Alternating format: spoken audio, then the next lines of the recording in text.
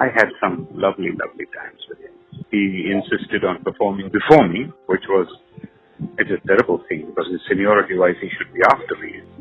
But we used to laugh and get together and he used to say, well, it's okay, Shujaat, you are the next generation and you have to take over from me and you're one of the few people who should go on after me, and bless me. And that gave me a lot of courage to actually do that because it's traditionally a wrong thing to do. I was performing in Delhi, same thing, just after him, Kamani, was a full house. He walked off stage, I met him on his way out and I said, again, you've got me stuck. To go on after you is just killer for me. And he blessed me and he said, no, I knew it was you, so it doesn't bother me. And so I got onto stage and I started tuning. I turned around and I saw Panditji walking back on stage. And I stood up and he came all the way onto stage and took the mic and telling people, he says, I was about to walk out and I saw Shujaat start tuning, and even while he tunes, he reminds me of his father and of his gharana and how beautiful music can be, and blessing me and this is a great endorsement for me from my seniors. So I always think of him very fondly.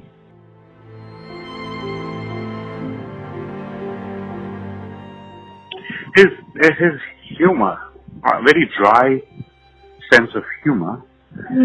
Even when he said something funny, there was no change in expression on his face, and only people around him knew that he was saying something which was funny. I remember many, many, many years ago, someone asked me, through music, have you ever seen God?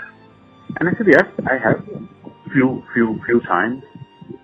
And one of the times that I remember was with Pandit Jasraj. I heard him singing a early morning rag by Ragi Bhairav in Delhi, Kamani, many years ago. And I was there and I remember, I don't have many words to explain how at one moment it was like everyone in that room were transported to another world. And these are the moments that makes an artist remembered. You live your life and then you go, pass away. But there are only few who are remembered for their music.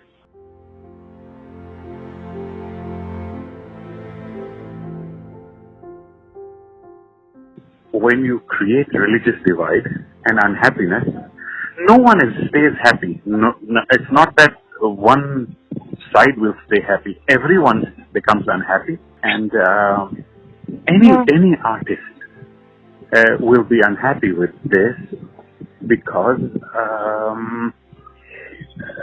you can only create beautiful music, think of beautiful music when your mind is happy and at ease.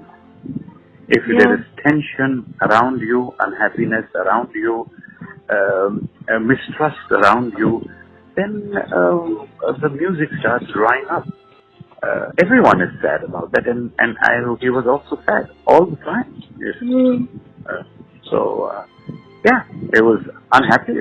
What he's told me is that this unhappiness is, and he used to tell me very clearly, he says, man, you're screwed because as a generation, I'm at a place where I'm just going to pass out and go off, and that's it. You and your children are going to go through this. Think about it. What kind of country, what kind of life, what kind of planet you're making for your children. He's gone with me to the mazar of my grandfather, to the mazar in Calcutta. He says, because I was in Hyderabad and he took me to his samadhi of his father. And so I was in Calcutta once. He said, take me to your grandfather's samadhi. And I said, sure. Something that had Islamic intonations or thought never bothered him.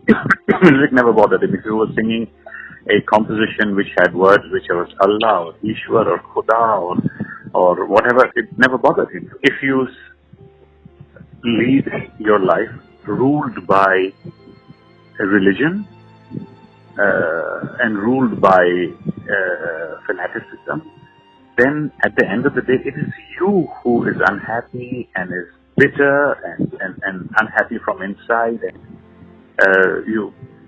But as a musician, you hear this, you have to be above this. And one of the people, like many others I've met, above this, religion doesn't mean anything. It is a very personal relationship between him and his God. And this is how it should be.